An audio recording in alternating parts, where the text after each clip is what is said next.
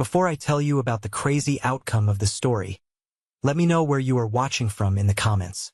The heavy oak front door of my house rattled under the force of the pounding. It wasn't a polite knock. It was the desperate, frantic hammering of people who had just realized the ground beneath them had collapsed. I stood completely still in the middle of my living room, the hardwood floor cold beneath my bare feet. I held my phone in my right hand, the screen glowing brightly in the dim light of the hallway. The notification banner was still frozen at the top of the glass. It was a news alert from a major financial outlet, confirming the multimillion-dollar acquisition of my company. The ink on the contracts was barely dry, but the world already knew. And more importantly, my family knew. "Elijah, open the door. Please, we know you are in there." That was my mother, Eleanor. Her voice was shrill, cracking at the edges. I didn't move. I just looked up at the digital security panel mounted on the wall next to the thermostat. The high-definition camera feed showed the front porch in perfect clarity. There they were, my father, Robert, pacing back and forth, rubbing his face. My mother, pressing her hands flat against the frosted glass of the side panels. And standing right behind them, looking like a man who had just been handed a death sentence, was my older brother, Mason. His custom-tailored suit looked wrinkled. His shoulders were slumped. The arrogant smirk that usually lived on his face had been completely wiped away, replaced by a pale, sickening dread. They were screaming for me to open up. They wanted to talk. They wanted to make things right. They wanted to be a family again. But I just stood there, watching the silent video feed, feeling absolutely nothing for the people on the other side of that door. I didn't feel anger anymore. I didn't feel sadness. I just felt a cold, hard clarity. How did I go from being the ultimate family joke to the guy holding the keys to their entire future? How did a small piece of plastic and a circuit board turn the golden child of the family into a desperate man begging on my porch? It didn't happen overnight. It started exactly 2 years ago. It started with the smell of roasted chicken, a dining room table full of people who were supposed to love me, and a smirk I will never forget. I reached out and pressed the button to mute the microphone on the security camera. I wasn't going to let them in. Not yet. Maybe not ever. Because some bridges don't just burn. Sometimes you have to pack them with dynamite and blow them to pieces yourself. I turned my back on the front door, walked into the kitchen, and poured myself a glass of water. To understand why I left my own flesh and blood standing out in the cold, you have to understand what happened in this exact same house, around this exact same kitchen island, when I thought I was finally going to make them proud. The dining room was suffocatingly warm. My mother always kept the heat too high when we had guests, and tonight was no exception. I had spent 3 hours cleaning the apartment, roasting a chicken with garlic and rosemary, and setting the table with the good plates. I wanted everything to be perfect. For nearly 2 years, I had been working in absolute secrecy on a project that I truly believed was going to change my life. It was a smart collar and home monitoring system designed to detect early signs of distress in pets, things like subtle temperature drops, heart rate anomalies, and hydration levels, long before a human owner would ever notice something was wrong. It wasn't flashy, but it worked, and it had the potential to save lives. My family sat around the table, their voices blending into a loud, chaotic noise. Mason, my older brother, was holding court as usual. He had just gotten a massive promotion at the corporate strategy firm where he worked, and he was making sure everyone knew about his new salary. He sat at the head of the table, swirling a glass of expensive red wine, looking incredibly pleased with himself. My dad, Robert, was nodding along to every word Mason said, his face glowing with pride. "So then the VP looks at me," Mason boasted, cutting a piece of chicken, "and says I'm the only guy who can handle the merger. It's a lot of pressure, but when you're at the top, that's just the air you breathe." My mother smiled and patted Mason's arm. Then she shifted the topic to Aunt Helen's recent funeral, diving deep into the nasty gossip about how our cousins were tearing each other apart over the inheritance. Julian, an old family friend who was practically an uncle to us, chimed in. He was currently going through a bitter divorce, and he spent 10 minutes complaining about his lawyer and the brutal custody battle over his kids. The energy in the room was toxic, focused entirely on money, status, and other people's misery. I took a deep breath, wiping my sweaty palms on my jeans. I stood up from my chair. "Hey, guys," I said, trying to project my voice over the chatter. "Before we get to dessert, I actually have something I want to show you." The conversation slowly died down, for pairs of eyes turned to me. I walked over to the kitchen counter, where my prototype sat hidden beneath a clean white cloth. I pulled the cloth away, revealing the sleek, black collar and the small base station. I explained the concept.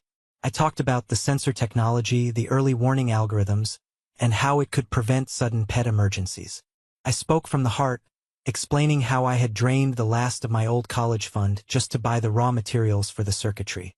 Silence hung over the table when I finished. I looked at my dad, hoping for a nod of approval. He just looked confused. I looked at my mom. She was staring at her wine glass. Then, from the head of the table, came a sharp, sudden sound. It was a snort. I looked at Mason.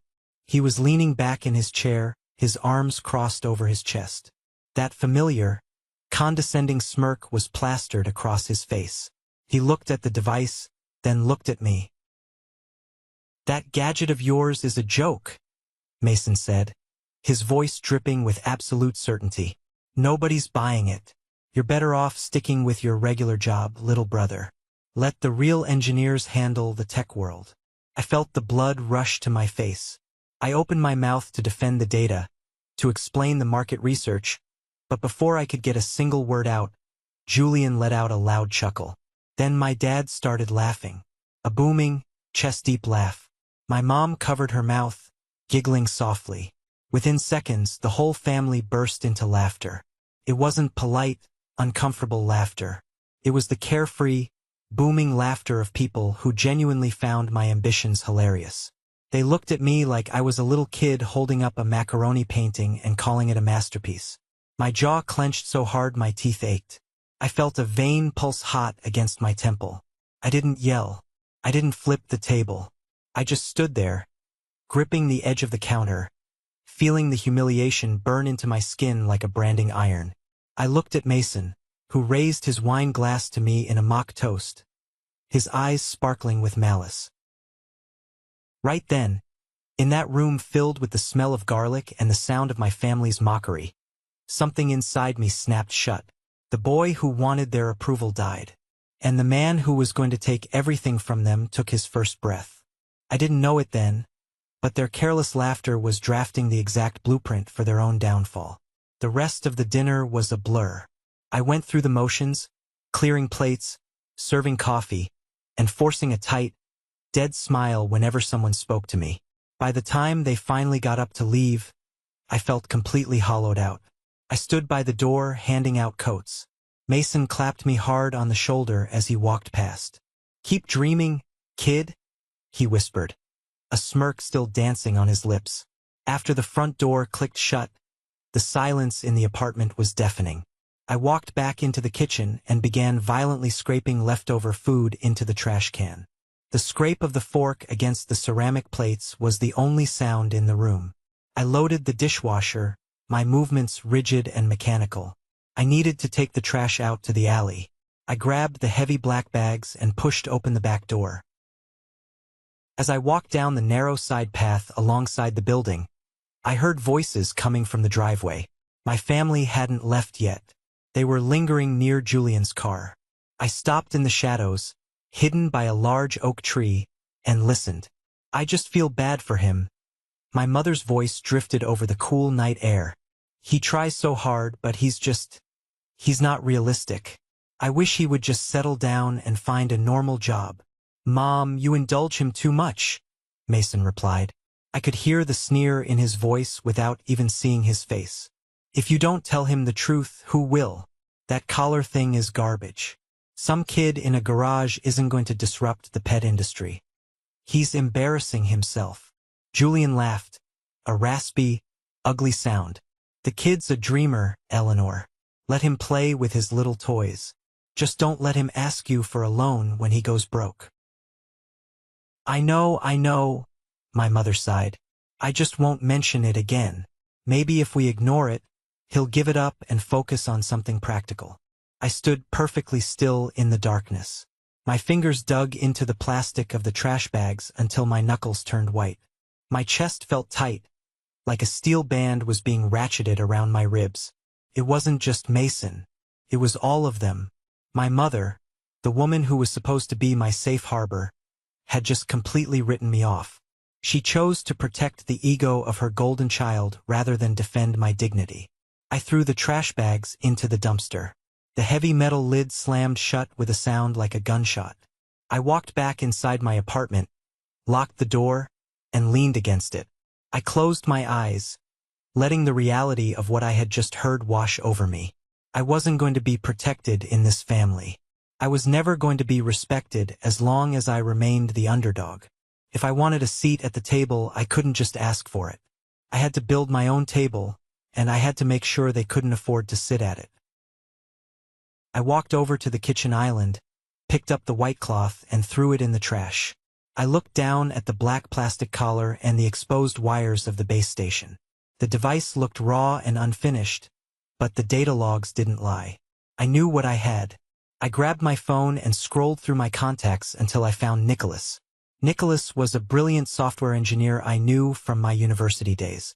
He was quiet, intensely logical, and he didn't care about social status or office politics. He only cared about things that worked. I hit the call button. It was 11:30 p.m. He picked up on the third ring. "Elijah, it's late.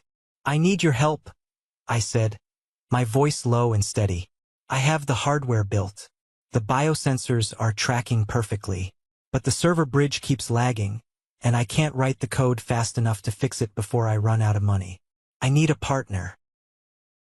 There was a long pause on the other end of the line. "Show me the data tomorrow morning, 7 a.m., at the diner." "I'll be there," I said. I hung up the phone. I didn't go to sleep that night. I stayed up until dawn, organizing every file, every schematic, and every test result. The era of playing the nice, quiet little brother was over. By the time the sun came up, my living room looked like a disaster zone. I had pushed the sofa against the wall and dragged 2 folding tables into the center of the room. The tables were covered in soldering irons, spools of copper wire, magnifying glasses, and empty coffee cups. Printouts of code and circuit diagrams were taped to the walls. It wasn't an apartment anymore. It was a war room. I met Nicholas at the diner exactly at 7. He sat across from me, sipping black coffee, his eyes darting across the pages of my test logs. He didn't say a word for 20 minutes. He just read. I sat there, my leg bouncing under the table, waiting for him to tell me I was crazy. Finally, he closed the folder and slid it back across the table. He looked at me, his face completely expressionless. "The hardware architecture is solid, but your server response time is a mess. If a dog's core temperature spikes, you can't have a 3-minute delay in the alert notification. 3 minutes is the difference between a vet trip and a dead animal." "I know," I said. "That's why I need you. Can you rebuild the bridge?" "It will take me 2 months of writing code every night," Nicholas said. He leaned forward, resting his elbows on the table. "And I'm not doing this for fun, Elijah. What's the manufacturing cost? Have you secured a reliable supply chain for the microsensors? What about cloud hosting fees when the user base scales?"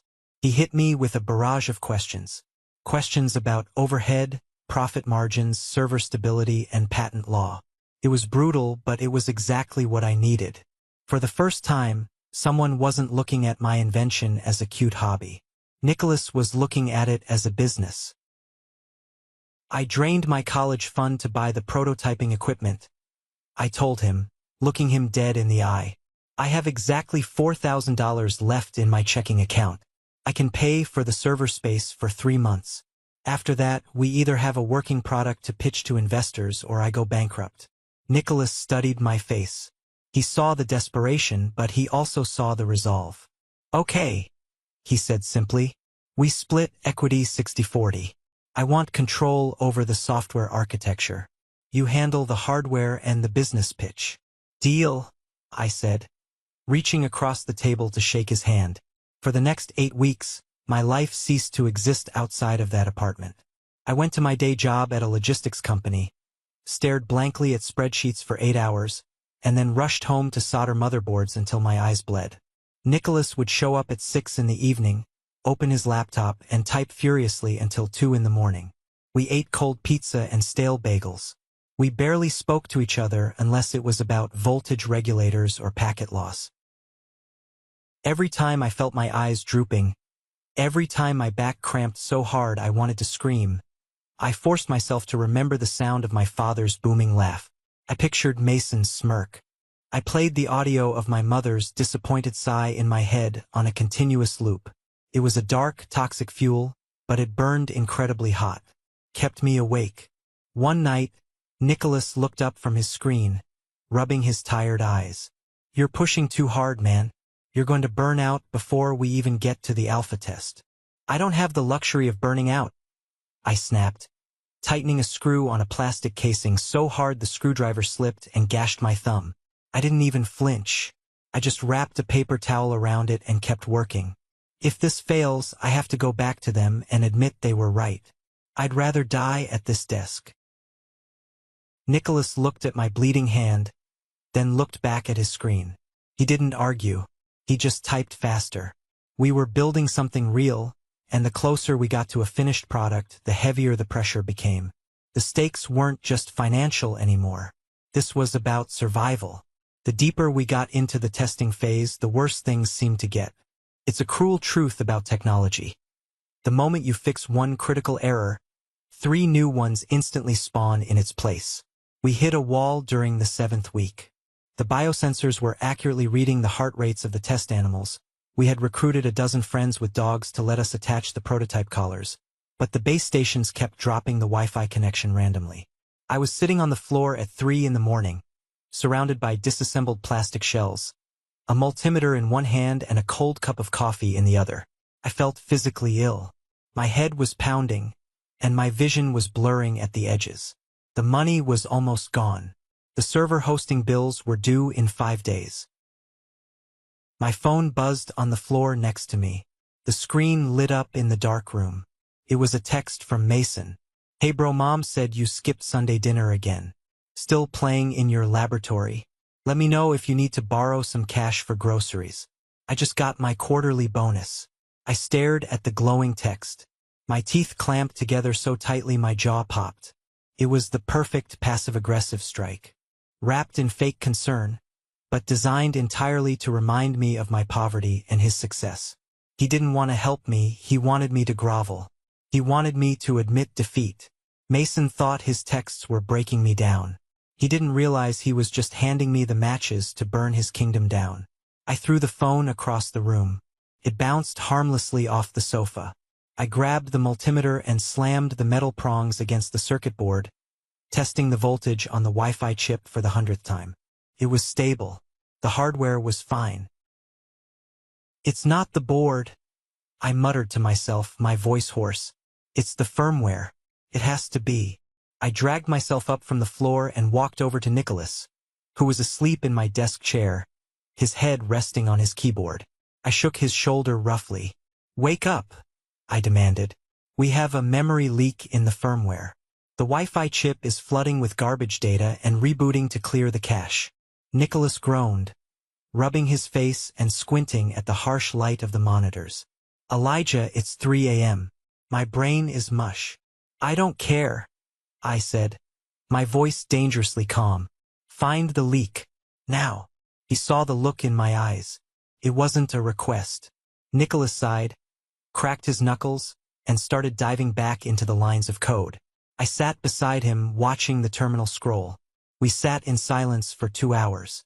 The anxiety in my chest was a physical weight, crushing my lungs. If we couldn't stabilize the connection, the product was useless. Nobody buys a security monitor that goes offline when you need it most. "Got it?" Nicholas whispered suddenly, his fingers stopping on the keyboard. "Show me." I leaned in. He pointed to a single line of code buried deep in the network protocol sequence. A misplaced bracket. It was forcing the chip to store every ping command instead of executing and deleting them. The memory fills up in exactly 6 hours, and it crashes. He deleted the bracket, recompiled the code, and pushed the update to the base station sitting on the table. We waited. 6 hours passed as the sun came up, casting a gray, miserable light through the blinds. 7 hours. 8 hours. The green light on the base station stayed solid. The data stream on the monitor was a beautiful, continuous river of numbers. It wasn't crashing. It was holding. I let out a breath I felt like I had been holding for 2 months. I looked at Nicholas. He was grinning, his eyes bloodshot and dark circles hanging heavy on his face. "We have a stable prototype," Nicholas said, his voice thick with exhaustion. "We have a company," I corrected him. I walked over to the sofa, picked up my phone, and looked at Mason's text again. I didn't reply. Let him think I was broken. Let him keep his arrogant little throne for a few more weeks. The storm was coming, and he was completely blind to the clouds gathering right above his head.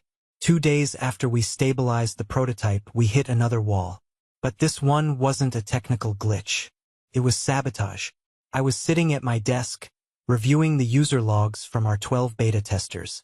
We had hired a guy named Samuel, a friend of a friend who ran a local dog walking business, to manage the physical distribution of the collars and collect daily feedback from the owners. I paid him a small stipend out of the very last of my savings. I trusted him because he seemed enthusiastic about the tech. I was scanning the back-end server when I noticed a bizarre anomaly. The data traffic spike wasn't coming from the collars sending information to the server. It was coming from the server being downloaded. Someone was pulling massive packets of data, our proprietary biosensor algorithms, the raw hardware schematics I had uploaded for Nicholas, and the user testing results. My blood ran cold. I immediately locked down the administrative access and began tracing the IP address of the download request. My fingers flew across the keyboard. "Nicholas, get over here," I barked. He jogged over from the kitchen, a half-eaten bagel in his hand. "What's wrong?"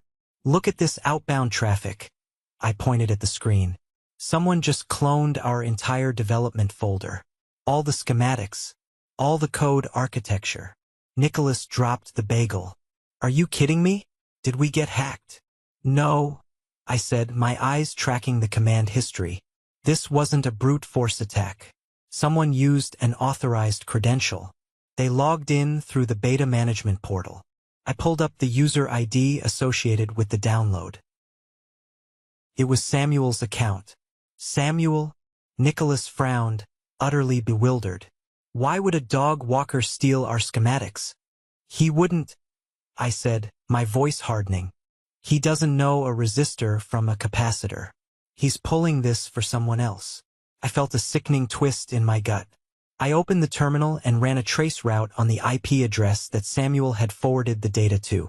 It bounced through 2 proxy servers, but the final destination IP wasn't masked well enough. Nicholas, being the wizard he is, ran a script to identify the registry of the final IP block. When the name of the company popped up on the screen, the breath vanished from my lungs. It was Vanguard Strategic Solutions, the corporate firm where my brother Mason was a director of strategy. I stared at the glowing letters on the screen. The room felt suddenly very small, and the air turned freezing cold. It wasn't just a random theft. It was an assassination attempt from inside my own family. Mason hadn't just mocked me at that dinner table. He had recognized the value of the idea, decided I was too incompetent to pull it off, and decided to steal it out from under me. He probably paid Samuel a few $1,000 to act as a mole, knowing I was too broke to afford real security protocols. "Elijah," Nicholas said quietly, seeing the look of absolute murder on my face. "That's your brother's company." "I know," I said. My voice didn't even sound like my own. It sounded hollow, metallic. "We need to call the police," Nicholas urged. "We need to get a lawyer and file an injunction." "No," I said, standing up from the desk. I walked over to the window and looked down at the street. If I called a lawyer now, Mason would just deny it, wipe the servers, and tie me up in litigation for years until I went bankrupt. I couldn't fight him with lawyers.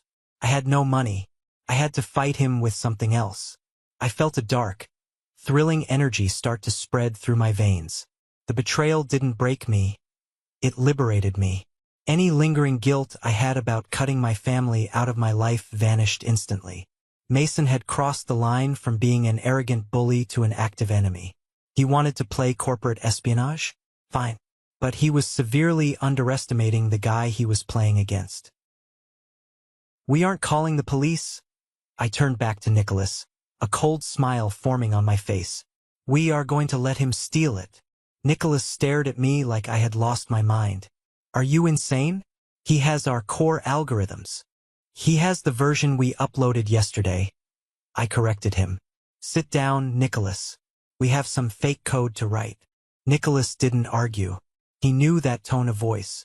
He sat down at the keyboard, cracking his knuckles. "All right, boss. What's the play?" "Mason isn't an engineer," I began, pacing the room. "He's a suit, a strategy guy. He's going to take those schematics and algorithms and hand them over to Vanguard's internal R&D department to pitch as his own massive, disruptive idea. He wants to be the guy who brings in a multimillion-dollar new division." "So, we give him garbage?" Nicholas asked, a slow, wicked grin spreading across his face. "Not just garbage. Weaponized garbage," I said, leaning over the desk. "If we just break the code, his R&D guys will spot it immediately and realize the file is corrupted. We have to make it look brilliant, but fundamentally flawed in a way that only shows up during physical stress testing." We spent the next 12 hours crafting a masterpiece of sabotage. Nicholas altered the core temperature algorithm. He wrote a beautiful, highly complex string of code that looked mathematically flawless to a passing glance. But buried deep within the logic sequence was a fatal error. When the ambient temperature of the collar reached 85 degrees, the sensor would invert the data. It would tell the base station that the dog was freezing to death, triggering massive, cascading hardware failures and false alarms. I went into the hardware schematics and altered the voltage pathways. I swapped the resistance values on the power regulators. On paper, it looked like a highly efficient power-saving design.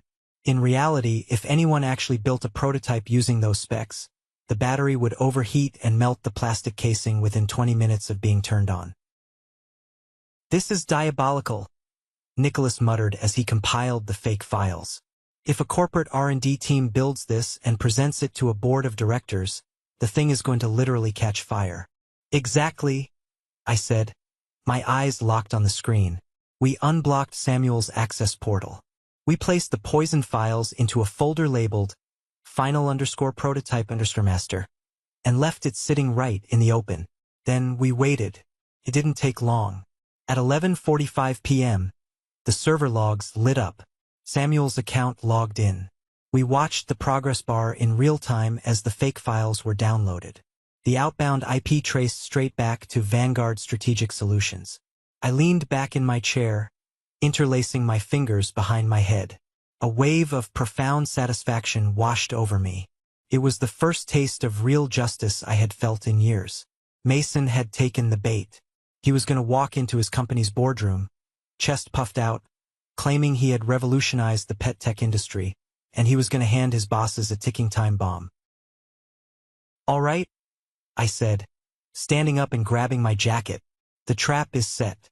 Now I need to go look him in the eye." "Where are you going?" Nicholas asked, looking up from the monitors. "I'm going to have coffee with my big brother," I replied. I texted Mason, asking if he had time for a quick coffee near his office the next morning. He replied almost instantly, "Sure thing, little bro, 9 a.m. Don't be late." I wasn't late. I arrived 10 minutes early at the upscale cafe across from the Vanguard Tower. I ordered a black coffee and sat at a corner table, watching the glass doors. At exactly 9 o'clock, Mason walked in. He was wearing a dark blue suit, his hair perfectly styled, radiating the kind of smug confidence that only comes from thinking you are the smartest guy in the room. He spotted me, plastered a fake, condescending smile on his face, and walked over. "Elijah, look at you. You look exhausted," he said, sliding into the chair across from me. He didn't order anything. He just rested his expensive watch on the table, making sure the light caught it. "How's the little pet project coming along in the garage?" He was probing. He wanted to know if I had noticed the data theft. I looked at him, really looked at him. I saw the arrogance, the greed, the total lack of respect for my humanity. "It's going well, actually," I said, keeping my voice perfectly level. "We're finalizing the core architecture today. Should be ready for a major pitch soon." Mason's smile widened just a fraction of an inch. "Glad to hear it. Just remember, the business world is brutal. Lots of sharks out there looking to steal a good idea. You have to be careful." I took a slow sip of my black coffee, keeping my eyes locked dead on Mason. He was so confident, so entirely convinced of his own superiority, that he actually thought he was playing me. He was sitting there, wearing a suit paid for by a massive salary, wearing a watch that cost more than my car, lecturing me about sharks while his servers were digesting the poison I had just fed him. "You know, you're absolutely right, Mason," I said, my voice smooth and calm. "There are a lot of sharks. In fact, my security logs showed some very interesting activity on our servers last night. It seems someone has been poking around, trying to pull our proprietary data." Mason's hand twitched. It was a microscopic movement, just a slight tightening of his fingers against the polished wood of the table, but I saw it. The fake smile on his face froze for half a second before he forced a look of brotherly concern. "Are you serious?" Mason asked, leaning forward slightly. "You got hacked? Elijah, I told you that you were out of your depth. You can't just run a tech startup from your living room without enterprise-level security. Did they get anything important?" "Oh, they got plenty," I said, leaning back and crossing my arms. "They downloaded the master files. But the funny thing about thieves, Mason, is that they usually aren't as smart as the people who actually built the tech. They take what they see on the surface, but they don't understand the foundation. Whoever stole my data is in for a very nasty surprise if they try to use it." I watched the color drain slightly from his face.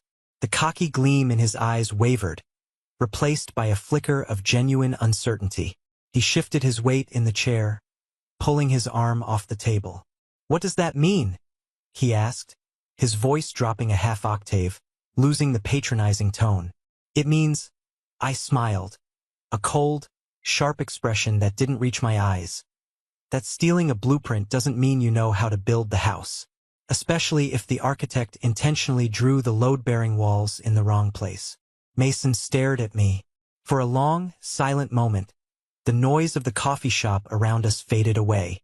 The clinking of cups, the hiss of the espresso machine, the chatter of the morning commuters. All of it vanished. It was just the two of us, locked in a silent war. He was trying to figure out if I knew it was him, or if I was just bluffing, and I was letting him drown in the ambiguity. He cleared his throat, adjusting his expensive tie, pulling the collar of his shirt away from his neck. "Well, you should probably call a lawyer, Elijah. Get the authorities involved. You don't want to mess around with corporate espionage." "I don't need a lawyer, Mason," I said softly, standing up from the table. "I don't need the authorities. The problem is going to solve itself very, very soon." I didn't wait for his response. I turned and walked out of the coffee shop, leaving him sitting alone at the table with his fake concern and his stolen, corrupted files. He left the cafe adjusting his expensive tie, completely unaware it was already tightening around his neck. When I got back to the apartment, Nicholas was pacing the floor, looking like a nervous wreck. "How did it go?" he demanded the second I walked through the door. "He took the bait, and he's terrified," I said, pulling off my jacket. "But we can't celebrate yet. We have a working prototype, but we need leverage before Vanguard realizes the files they stole are trash. We need a buyer." Nicholas stopped pacing and walked over to his desk. He picked up a piece of heavy, cream-colored cardstock. "Funny you should mention that. This arrived by courier while you were gone." I took the envelope from him. It had a wax seal on the back. Inside was a formal invitation, printed on thick paper. It was from Gabriel Hughes, the CEO of Apex Capital, one of the most aggressive and prestigious venture capital firms in Silicon Valley. Elijah Lawson and Nicholas Carter. You are formally invited to present the Sentinel Pet Monitoring System at a private technology showcase in Palo Alto. Friday, 10 a.m. I stared at the invitation. My heart hammered against my ribs. This was it. This was the door to the big leagues. If we impressed Gabriel Hughes, the game was over. Then my phone rang. The caller ID flashed my mother's name.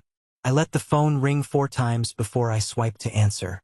I kept my eyes locked on the invitation from Apex Capital, holding it in my hand like a shield. "Hello, Mom," I said. "Elijah, where have you been?" Eleanor's voice was tight, carrying that familiar tone of exasperated disappointment. "I've texted you 3 times this week. You haven't answered." "I've been working, Mom.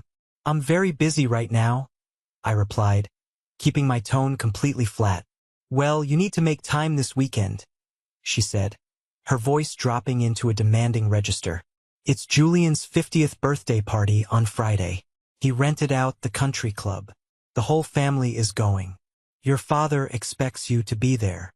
Friday, the exact same day as the pitch to Gabriel Hughes in Palo Alto. A week ago, this conflict would have caused me immense anxiety. I would have twisted myself into knots trying to figure out how to please them without sacrificing my work. But standing in my living room, holding the golden ticket to my future, I felt absolutely nothing but a cold, hard boundary.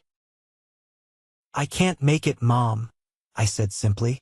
"I have a business meeting on Friday. In California." There was a sharp intake of breath on the other end of the line. "A business meeting? For that dog collar thing? Elijah, be serious. Julian has been a friend to this family for 30 years. You are not missing his milestone birthday to go play inventor on the West Coast. It's not a negotiation, Mom. I'm not going to the party. Let me speak to him." I heard my father's heavy voice grumbling in the background. The phone shuffled, and Robert came on the line. "Elijah, listen to me very carefully," my dad barked, his voice dripping with authority. "You are embarrassing this family. You live in a cramped apartment, you have no real career, and you skip family events to tinker with toys. Mason is bringing his new vice president to this party. You are going to put on a suit, show up, and behave like a supportive brother. Do you understand me?" I closed my eyes.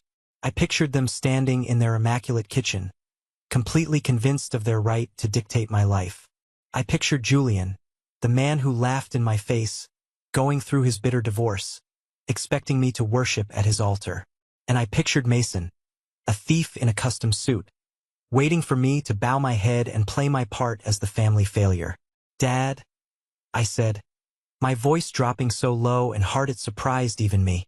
"I don't care about Julian's birthday. I don't care about Mason's vice president. And I am done apologizing for my life." "Excuse me?" My father sounded genuinely shocked. Nobody spoke to Robert Lawson that way. "You listen to me, boy. No, you listen." I cut him off, the years of suppressed anger finally turning into a weapon. "I brought something I cared about to that dinner table 2 years ago, and you all laughed at me. You treated me like garbage. So don't pretend you care about having me around now. You just want me there so Mason looks good by comparison. It's over. Don't call me again until you learn how to respect me." I pulled the phone away from my ear and hit the red end call button. The apartment was dead silent. I stood there, my chest heaving, adrenaline flooding my system. I had just severed the cord. I had officially declared war on my own family. Nicholas was watching me from his chair, his eyes wide. He had heard the entire half of the conversation. He gave a low, impressed whistle. "Remind me never to get on your bad side, Elijah. Pack the prototype," I said, turning to him, my eyes burning with a fierce, unbreakable resolve. "We have a flight to catch. We are going to California, and we are going to sell this company." We spent the next 2 days running every possible diagnostic on the single working base station we had left. We packed the hardware into a reinforced, foam-lined Pelican case, treating it like it was a live nuclear warhead. Because, in a way, it was the bomb that was going to level Vanguard Strategic Solutions and Mason along with it. We landed in San Jose on Thursday afternoon, the air thick and warm, smelling of eucalyptus and jet fuel. We rented a cheap sedan and drove to a low-end motel near the Palo Alto event space. We didn't have the money for a luxury hotel. Every spare dime we had left went into the presentation materials and the plane tickets. The motel room smelled like stale cigarette smoke and cheap bleach. There were 2 twin beds and a small, wobbly desk pushed against the wall. Nicholas immediately set up the Pelican case on the desk, popping the latches. "All right," Nicholas said, cracking his neck. "Let's run one final dry test to make sure the TSA didn't scramble the internal gyros when they x-rayed the bags." He plugged the base station into the wall outlet and connected his laptop to the diagnostic port. I sat on the edge of the stiff mattress, watching the green status light blink on the front of the black plastic casing. Blink, blink, blink. Then, the light turned a solid, angry red. Nicholas stopped typing. The screen of his laptop froze, a cascade of error messages flooding the terminal window. "No," he whispered, his hands hovering over the keyboard. "No, no, no. What is it?" I jumped up, rushing over to the desk. The dread hit my stomach like a bowling ball. "The firmware is caught in a boot loop," Nicholas said, his fingers flying across the keys in a desperate panic. "The power fluctuation in the motel outlet. It spiked the voltage regulator. The memory cache is corrupted." I stared at the red light. Felt like a physical blow to the chest. We were less than 14 hours away from standing in front of the most powerful venture capitalists in the world, and our only working prototype was dead on the desk. All the sacrifice, the drained bank accounts, the severed ties with my family, all of it was going to burn to ash in a cheap motel room. "Can you fix it?" I demanded, gripping the back of his chair. "I have to wipe the entire operating system and flash the memory," Nicholas said, sweat beading on his forehead. "But the core architecture is too heavy. If I try to reinstall the whole suite, the temperature tracking, the heart rate, the sleep cycles, it's going to take 20 hours to compile. We don't have 20 hours. The walls of the motel room felt like they were closing in. I felt a surge of absolute, paralyzing despair. The universe was playing a sick joke. Mason was going to win. He was going to steal my corrupted data, figure out how to fix it with Vanguard's massive resources, and I was going to be left with nothing. I closed my eyes. I took a deep, shuddering breath. Active protagonist. I couldn't let the panic win. I opened my eyes and looked at the error logs. "Don't reinstall the whole suite," I said, my voice shockingly calm. Nicholas looked at me. "If I don't, we only have half a product to show them." "I don't care," I replied, pointing at the screen. "Cut the sleep tracking. Cut the hydration metrics. Strip the operating system down to the bare bone. Just give me the core vitals, heart rate and temperature. Make it lean. Make it bulletproof.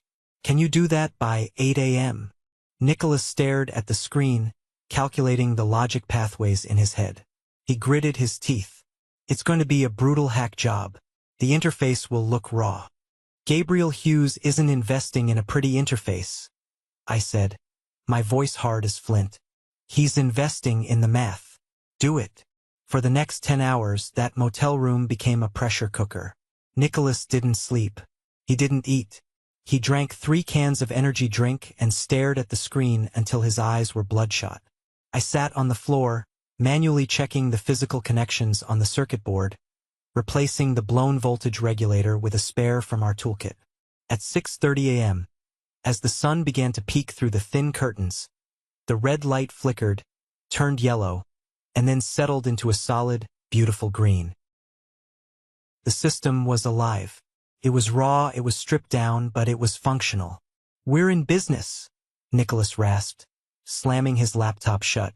The Apex Capital event space was a masterclass in modern corporate intimidation. It was a massive, open-concept floor with floor-to-ceiling glass windows overlooking the rolling hills of Palo Alto. The floors were polished concrete. The furniture was minimalist and expensive, and the air hummed with the quiet, ruthless energy of extreme wealth. I walked through the double-glass doors wearing a sharp, charcoal gray suit I had bought at a discount outlet and tailored myself. Nicholas walked beside me, carrying the pelican case like it held the cure for mortality. We checked in at the sleek front desk and were directed to conference room B. As we walked down the glass-walled corridor, I glanced into the other rooms. I saw founders sweating through their shirts, pitching algorithms and apps to rows of stone-faced investors. We reached our assigned room and pushed the heavy door open. Sitting at the head of the long mahogany table was Gabriel Hughes. He was a man in his late 50s, with silver hair, sharp blue eyes, and the quiet, dangerous aura of a man who moved markets with a phone call. Sitting to his right was Sarah, a board member known for her focus on humane tech integration. But it wasn't Gabriel or Sarah that made my blood freeze in my veins.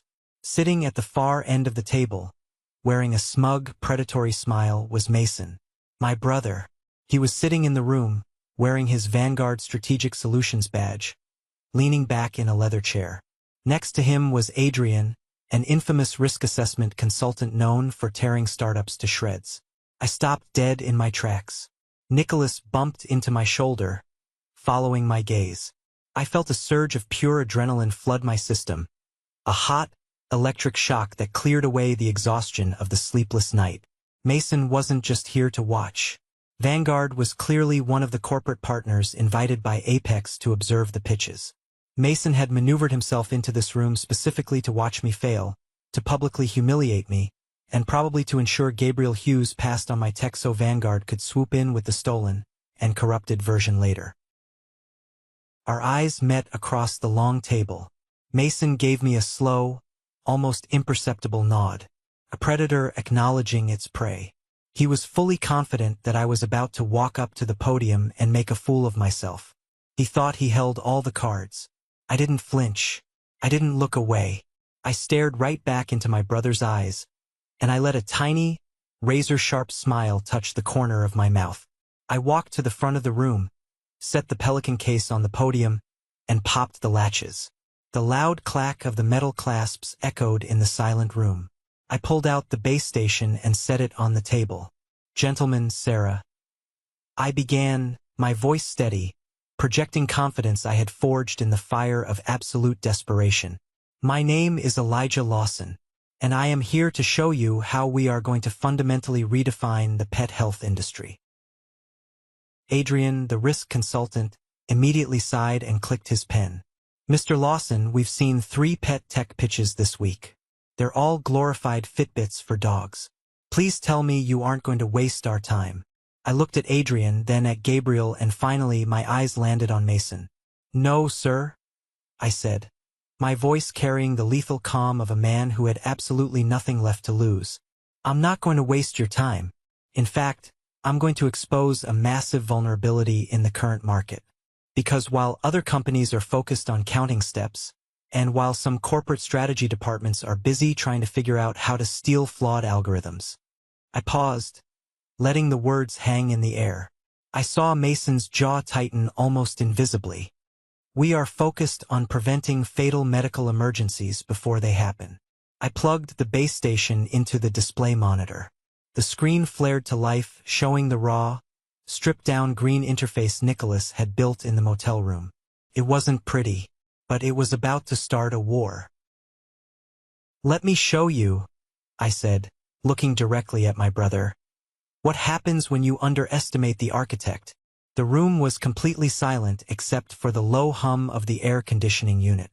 I stood at the front of the massive mahogany table, the harsh fluorescent lights beating down on my shoulders. I had just plugged the raw, stripped-down base station into the main display monitor. The screen on the wall flared to life. It wasn't the beautiful, polished interface we had spent months designing. Adrian, the risk assessment consultant sitting next to my brother Mason, scoffed loudly. He tapped his expensive titanium pen against his legal pad. "Mr. Lawson, a college freshman can build a heart rate monitor. The pet market is saturated with activity trackers. Parents buy them, put them on the dog, look at the app for a week, and then forget about it. It's a novelty toy. Where is the retention? Where is the real value?" I looked Adrian dead in the eye. "The value is life and death. The data you see scrolling right now isn't just recording numbers. It is feeding into a proprietary predictive algorithm. It doesn't tell you that your dog ran 3 miles today. It tells you that your dog's core temperature has dropped by exactly 1.2 degrees over a 4-hour window while resting, which is the earliest indicator of internal bleeding or organ failure. We give owners a 24-hour head start before physical symptoms ever manifest. Sarah, the board member sitting to the right of Gabriel Hughes, leaned forward. Her eyes narrowed with sudden, sharp interest. You can predict a medical crisis before the animal shows distress? Yes, ma'am, I replied firmly. People love their pets like family. They will spend their entire salary to save them in an emergency room. But by the time they notice the dog is lethargic, it is often too late. We close that gap. We turn reactionary panic into preventative care. I was gaining momentum. I could feel the energy in the room shifting.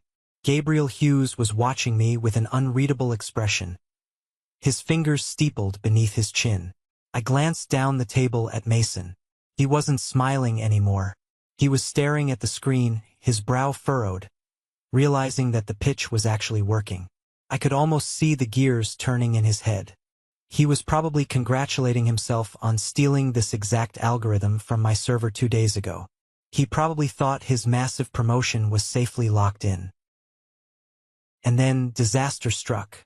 The scrolling green numbers on the massive display monitor suddenly stopped. The screen froze entirely. The silence in the room became thick and suffocating. I clicked the mouse. Nothing happened. I tapped the keyboard. A loud, harsh error beep echoed through the conference room. The base station on the podium began flashing a rapid, frantic yellow light. The memory cache, damaged from the motel power surge, was failing under the strain of the live presentation. I heard a chair scrape against the floor. I looked over and saw Nicholas gripping the edge of the table, his face completely drained of blood. He knew what that yellow light meant. We were crashing. Adrian let out a long, heavy sigh. He dropped his pen onto his notepad with a loud clatter. Well, so much for zero latency. From the far end of the table, Mason let out a low, familiar chuckle. It was the exact same sound he had made at the dinner table 2 years ago. The sound of careless, delighted humiliation. Looks like the little Gadget still has some bugs, Mason said smoothly, his voice carrying clearly across the room. He looked at Gabriel Hughes with a sympathetic, patronizing smile. I apologize for my brother, Gabriel. He's always been a bit of a dreamer. This is what happens when you let amateur hobbyists into a corporate boardroom. The temperature in my veins dropped to absolute zero. Mason had just publicly claimed me as his brother, not out of pride, but to establish his own dominance. He was using my failure to make himself look like the rational, grounded executive in the room. He was putting me back in my place, right in front of the people who held my entire future in their hands. I didn't panic. I didn't flush red with embarrassment. I didn't try to make excuses about the motel room or the power surge. Every single insult, every late night, every moment of sheer desperation I had endured over the last 2 years instantly crystallized into pure, diamond-hard focus. I stepped away from the podium and walked directly up to the frozen display monitor. Technology fails, I said, my voice echoing loudly in the quiet room. I didn't look at Mason. I looked directly at Gabriel Hughes. Servers crash. Hardware degrades. If you build anything real in this world, you build it through public failure. But the true value of a system isn't found in its perfection. It is found in its recovery. While I was speaking, I reached behind the display monitor and manually unplugged the base station's primary data cable.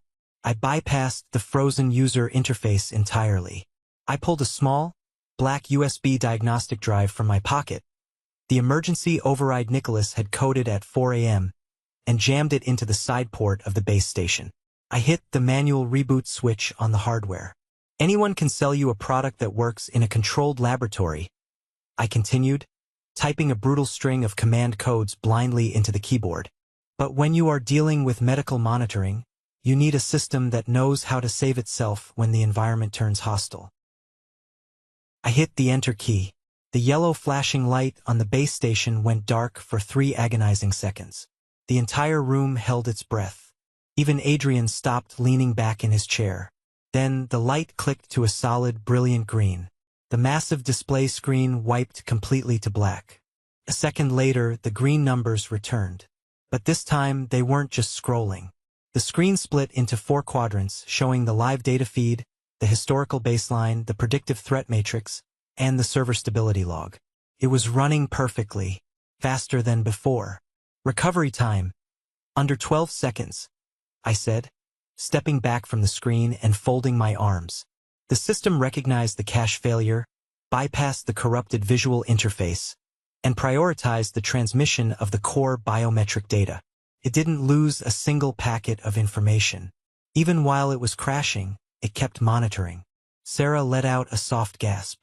She looked at the screen, then looked at me. It self-triaged the data, like a real medical professional. Exactly, I said. I looked down the table at Mason. His smirk had completely vanished. He was staring at the screen, his mouth slightly open, a look of profound confusion washing over his face. He didn't understand what he was looking at, because the brilliant, self-healing architecture he was currently witnessing was absolutely not the corrupted garbage code he had stolen from my server. Gabriel Hughes finally moved. He unclasped his hands, placed them flat on the mahogany table, and stood up. He was an imposing figure, and when he stood, the entire room went dead silent. He didn't look at the screen. He looked right at me. "Mr. Lawson," Gabriel said, his voice deep and resonant. "I have sat in this room for 20 years. I have seen thousands of pitches. I have seen founders cry. I have seen them lie. And I have seen them freeze under pressure. What you just did was the most impressive display of technical competence and absolute nerve I have seen in a decade." He paused, letting the weight of his words settle over the room. Nicholas let out a shaky breath next to me. "Apex Capital is not going to offer you a seed round," Gabriel continued. "We are not going to offer you a licensing deal. I want the entire board, the patents, the algorithm, and the hardware. I want to buy your company outright, effective immediately. We will start the valuation at $25 million, with a retention contract for you and Mr. Carter to lead the newly formed division." $25 million. The number hit the room like a physical shockwave. Nicholas gripped my arm so hard his nails dug into my suit jacket. I kept my face perfectly still, but inside, my heart was hammering against my ribs like a trapped bird. We had done it. We had actually done it. "We accept," I said evenly. Gabriel nodded. "Excellent. My legal team will draw up the paperwork by this afternoon." Then Gabriel turned his head. He looked slowly down the length of the long table until his eyes locked onto Mason. Gabriel's expression shifted from professional respect to something cold and terrifyingly sharp. The atmosphere in the room instantly plummeted. Adrian, the risk consultant, shifted uncomfortably in his seat.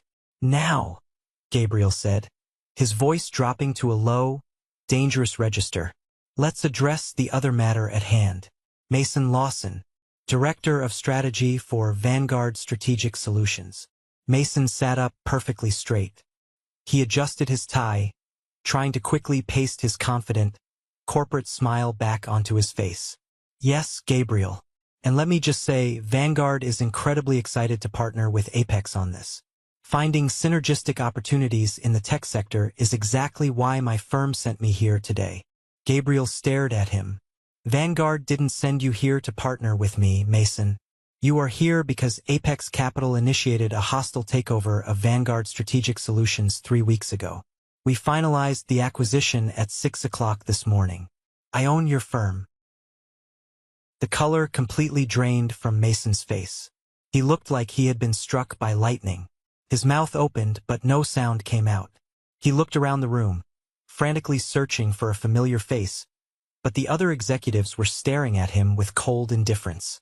"And as the new owner of your firm," Gabriel continued, taking a thick manila folder from his assistant and tossing it onto the table. It landed with a heavy thud. I spent the morning reviewing the new R&D initiatives your strategy department submitted to the board yesterday. Specifically, a highly anticipated project you personally championed. A pet monitoring algorithm you claimed would disrupt the market. Mason began to tremble. I could see his hands shaking where they rested on the table. The confident, arrogant golden child of my family was unraveling in real time. I had my chief engineers review the code you submitted, Gabriel said, his voice cutting through the silence like a knife. They found it fascinating, mostly because the ambient temperature logic was inverted. If we had built the hardware according to your specifications, the batteries would have melted the plastic casing and severely burned the animals wearing them. It was a catastrophic, amateurish failure. Gabriel leaned forward, placing both hands firmly on the table, looming over Mason from 20 feet away. But that isn't why I am angry, Mason, Gabriel said softly. I am angry because when my engineers ran a source trace on your code, they found watermarks embedded deep in the binary. Watermarks that belong to the young man standing at the front of this room. You didn't just submit a dangerous, flawed product to my board. You stole it from your own brother. And you were too incompetent to realize he had intentionally poisoned the files before you took them. The room was so quiet you could hear a pin drop. Everyone was staring at Mason. He looked like a cornered rat. He looked at me, his eyes wide with a mixture of absolute horror and dawning realization. He finally understood the conversation we had in the coffee shop. He finally understood that I had played him from the very beginning. Gabriel, please, let me explain, Mason stammered, his voice cracking horribly. It was a misunderstanding. The data was shared internally. I can fix this. You can't fix anything, Gabriel interrupted, his tone devoid of any mercy. Corporate espionage is a felony. Submitting fraudulent IP to a board of directors is grounds for immediate termination. You are fired, Mason. Effective exactly right now. Security will escort you to your office to collect your personal items, and then you will be removed from the building. If you ever set foot on an Apex or Vanguard property again, I will personally see to it that you are prosecuted to the fullest extent of the law. Mason sat frozen. The reality of his complete destruction was crashing down on him. He had walked into this room expecting a promotion. He had walked in expecting to watch me fail. Instead, he was walking out unemployed, disgraced, and legally threatened by one of the most powerful men in the state. Get out of my conference room, Gabriel ordered. 2 large security guards in dark suits stepped through the back doors. They walked up behind Mason. He didn't fight them. He stood up slowly, his legs visibly shaking. He didn't look at Gabriel. He didn't look at the other executives. As he walked toward the door, he turned his head and looked at me. There was no smirk left. There was no arrogance. There was only the shattered, hollow look of a man who had finally met a consequence he couldn't manipulate his way out of. I looked right back at him. I didn't smile. I didn't gloat.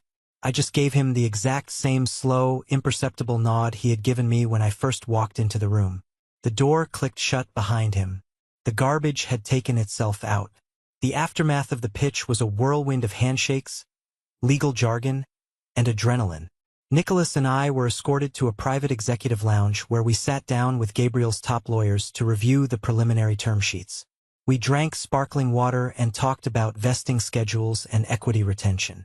It all felt like a surreal dream. I was a multimillionaire. The struggle was over. 2 hours later, we finally left the boardroom to head back to our motel and pack our things. As we walked out of the glass front doors of the Apex building, the warm California sun hit my face. I took a deep breath of the fresh air. Hey, Elijah! I stopped, standing by the edge of the parking lot, leaning against the concrete wall of the parking garage, was Mason. He had been waiting for me. He didn't have his Vanguard security badge anymore. His tie was pulled loose, and his suit jacket was unbuttoned. He looked unhinged. He marched toward me, his hands balled into fists at his sides.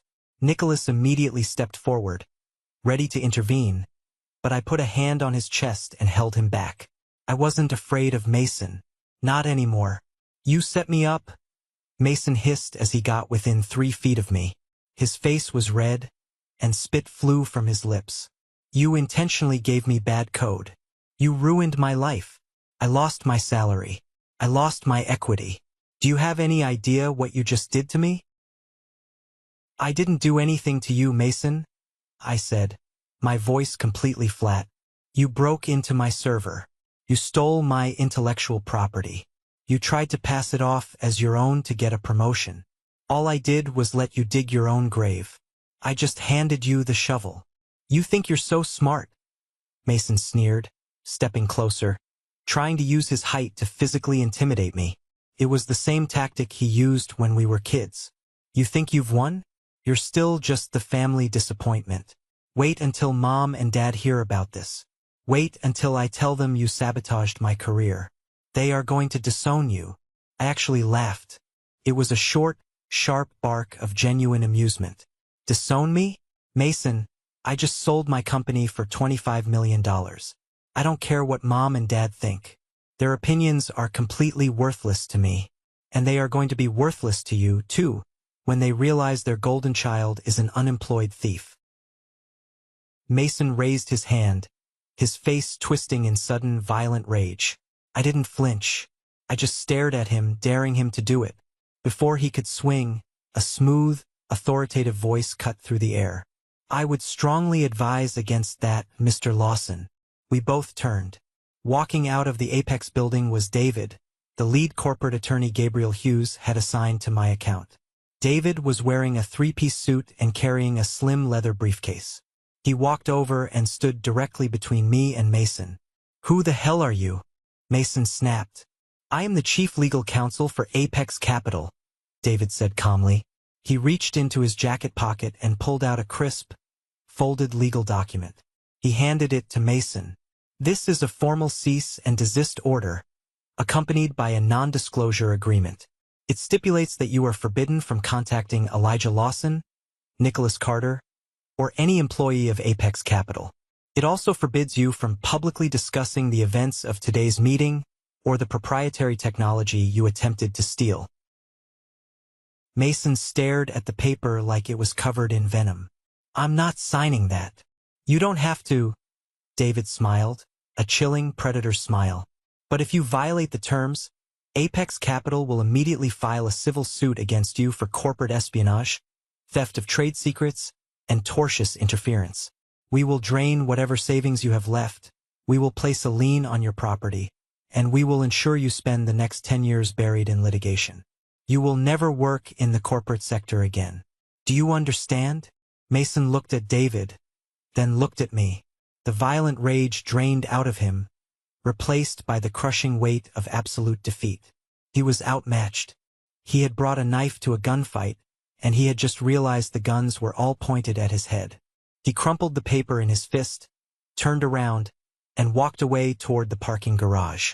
He didn't look back. His shoulders were slumped, his expensive shoes dragging on the pavement. He looked exactly like what he was, a pathetic loser. Thank you, David, I said. Just protecting our investment, Elijah, David replied smoothly. Have a safe flight home. The flight back home was a blur.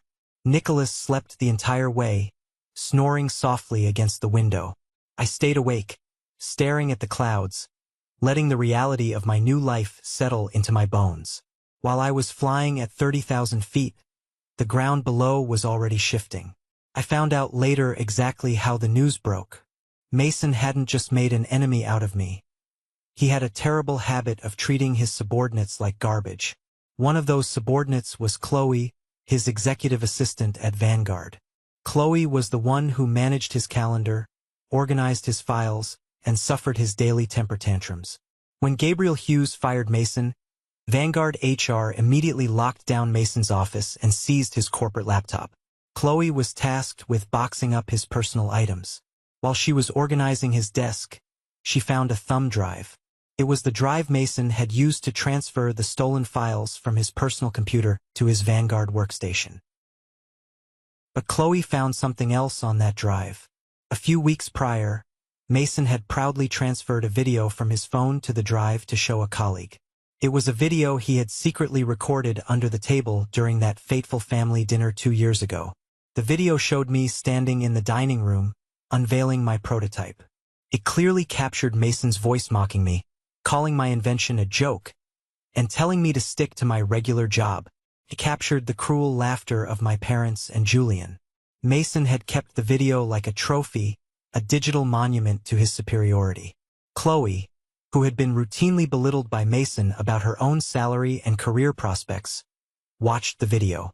Then, she saw the Apex Capital internal memo announcing the acquisition of my technology, the exact same technology Mason had just been fired for stealing. Chloe didn't delete the video. She didn't keep it to herself.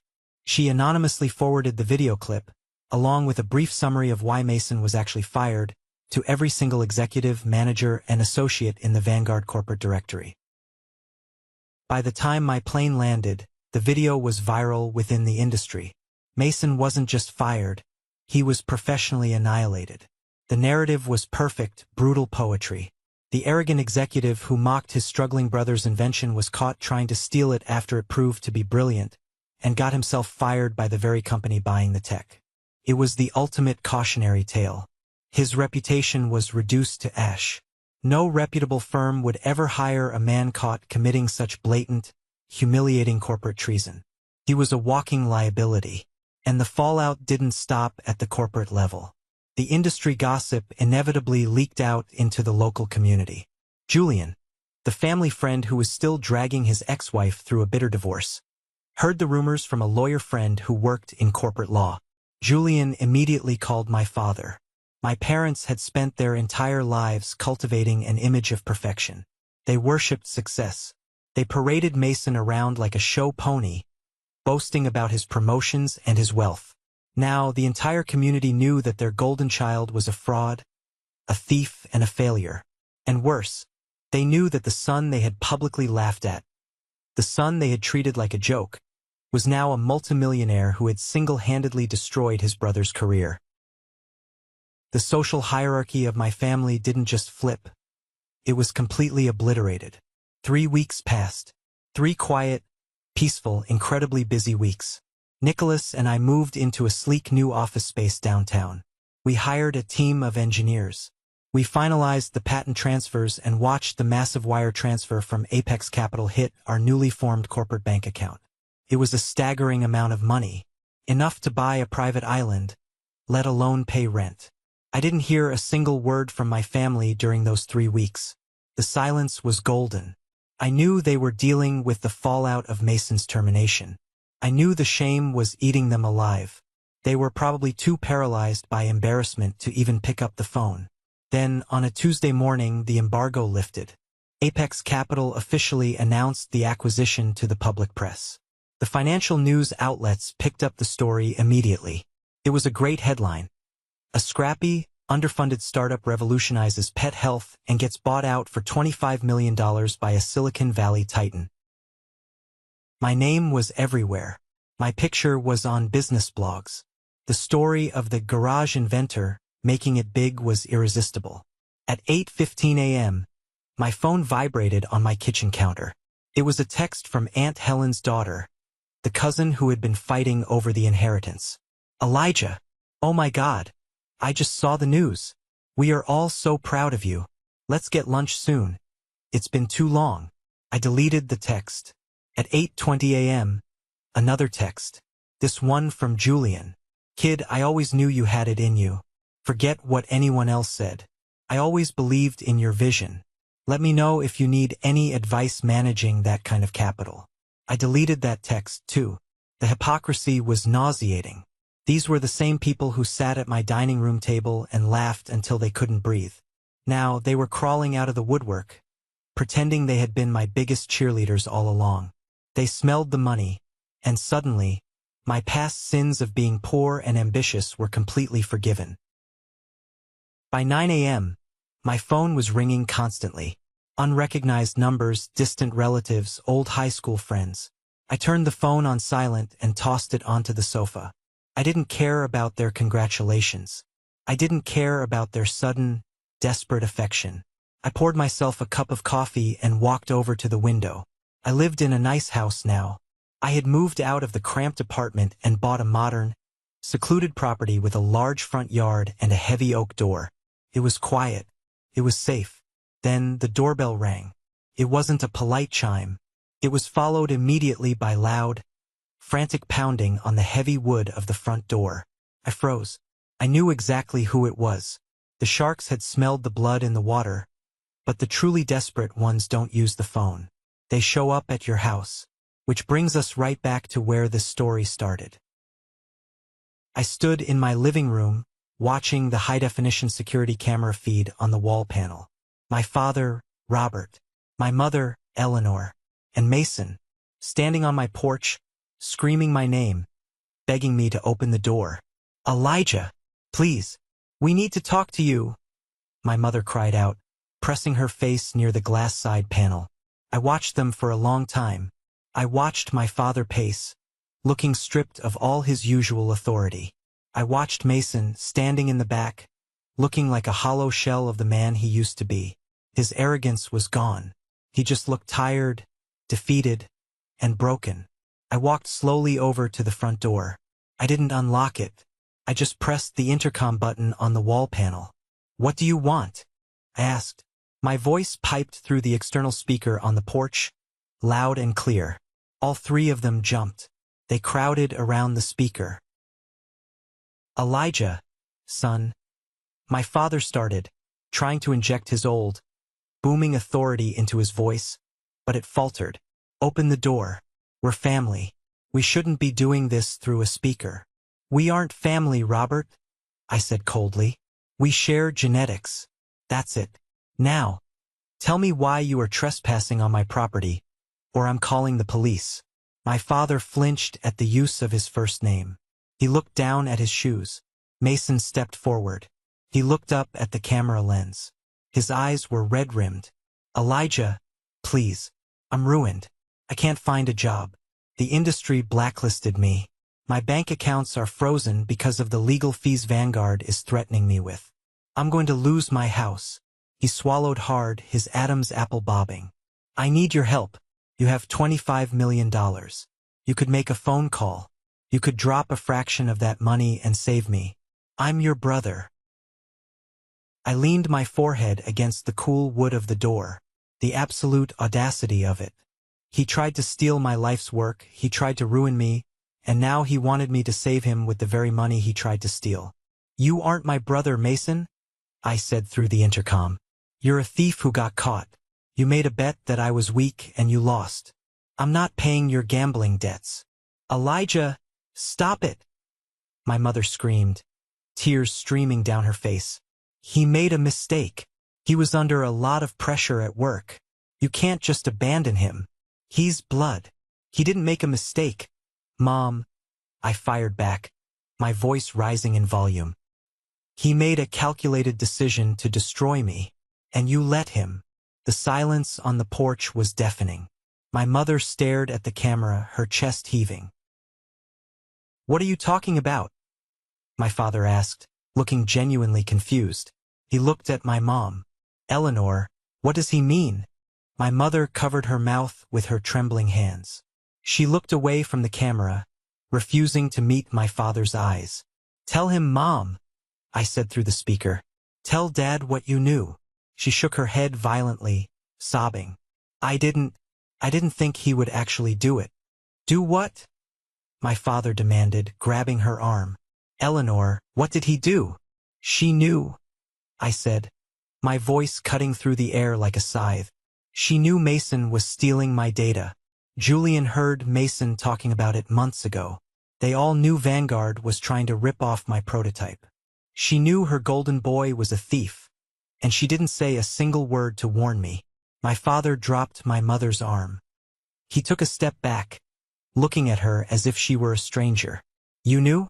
You let him steal from his own brother." "He had a future," my mother wailed, finally snapping. She looked up at the camera, her face twisted in desperate, ugly justification. "Mason had a real career. He was a director. You were just playing in an apartment. Elijah, I thought if Mason took the idea to a real company, it would actually become something. I was trying to protect the family's reputation. There it was. The ugliest, most naked truth of all. The sub-twist that finally severed the last microscopic thread of attachment I had to them. She didn't stay quiet out of ignorance. She stayed quiet because she fundamentally believed Mason was superior to me. She was willing to let me be robbed and destroyed as long as Mason succeeded. I felt a profound, chilling sense of peace wash over me. The anger evaporated. The hurt vanished. I was looking at three strangers. "Thank you, Eleanor," I said quietly. "That's exactly what I needed to hear." I looked at Mason through the camera. He was staring at the ground, utterly defeated. "Mason," I said, "look at the camera." He slowly raised his head. "I want you to repeat what you said at the dinner table," I commanded. "Word for word." He shook his head, fresh tears spilling over his cheeks. "Elijah, please don't do this." "Say it," I snapped, my voice ringing with absolute, unbreakable authority. "Say it, or I call the police and have you arrested for trespassing right now." He closed his eyes. His shoulders shook. He took a ragged breath and forced the words out of his mouth. The words that had fueled my sleepless nights. The words that had built my empire. I said, "That gadget of yours is a joke," Mason whispered brokenly. "I said nobody's buying it. I said you're better off sticking with your regular job, little brother." "And were you right?" I asked. "No," Mason choked out. "I was wrong. I was so wrong." "Yes, you were," I said. I reached out and flipped the switch on the intercom panel. A harsh electronic click echoed on the porch, cutting the connection. The microphone went dead. I didn't say goodbye. I didn't yell. I just turned my back on the front door, walked down the hallway, and left them standing on the porch. They could bang on the door all they wanted. They could cry. They could scream. They could tear themselves apart on my front lawn. I wasn't going to let them in. Not today. Not tomorrow. Not ever. I walked into my quiet, sunlit kitchen. I poured the rest of my coffee into the sink and rinsed the mug. The house was completely silent. It wasn't a lonely silence. It was the peaceful, heavy silence of a fortress whose walls had finally been tested and proven to be impenetrable. I leaned against the kitchen island, tracing the grain of the marble with my fingers. I thought about the white cloth that used to cover my prototype in my old, cramped apartment. I thought about the boy who used to crave his family's approval, who wanted nothing more than to hear his father say he was proud of him. That boy was gone. The fire of betrayal had burned him away, and what was left behind was something much stronger. Some people think revenge is loud. They think it requires screaming matches, dramatic confrontations, and public humiliation. And sure, there was a little bit of that in the boardroom with Gabriel Hughes. But true revenge, the kind of revenge that actually heals you, isn't about destroying the other person. It's about rendering them completely irrelevant to your life. It's about recognizing that you don't have to shrink yourself to fit into a family that only values you when you are small. It's about building your own table, inviting the people who actually respect you to sit at it, and having the absolute courage to lock the door when the people who laughed at you come knocking. Mason, my father, my mother, they have to wake up every single day and live in the reality they created. They have to live with the knowledge that their arrogance cost them everything. I don't have to punish them anymore. Their own lives are punishment enough. I took my power back the moment I decided my dignity was more important than their comfort. And I will never, ever apologize for protecting the life I built. Thank you for sticking around and listening to my story. It wasn't an easy one to tell, and it wasn't an easy one to live through. But I wanted to share it because I know I'm not the only one. I know there are so many of you out there who have been mocked, underestimated, and overlooked by the very people who are supposed to support you. I hope this resonated with you in some way. I hope it reminds you that being underestimated is a weapon, not a weakness. Have you ever found yourself in a similar situation? Have you ever had to walk away from toxic family members to protect your own peace and your own dreams? Let me know in the comments below. I read every single one, and I want to hear your stories. And finally, if you made it all the way to the end of this video, you belong to a very special group. I call it the 1% Club. If you are part of this club, I want you to go down to the comments right now and type the letter W for winner. That is our secret code. That tells me you are someone who doesn't give up, someone who stays until the end, and someone who understands what it takes to rise above the noise and take control of your own life. Please give this video a like to help the algorithm share this message with more people who might need to hear it today, and hit that follow button so we can keep sharing these journeys together. Stay strong, keep building, and never let anyone tell you your dreams are a joke. I'll see you in the next one.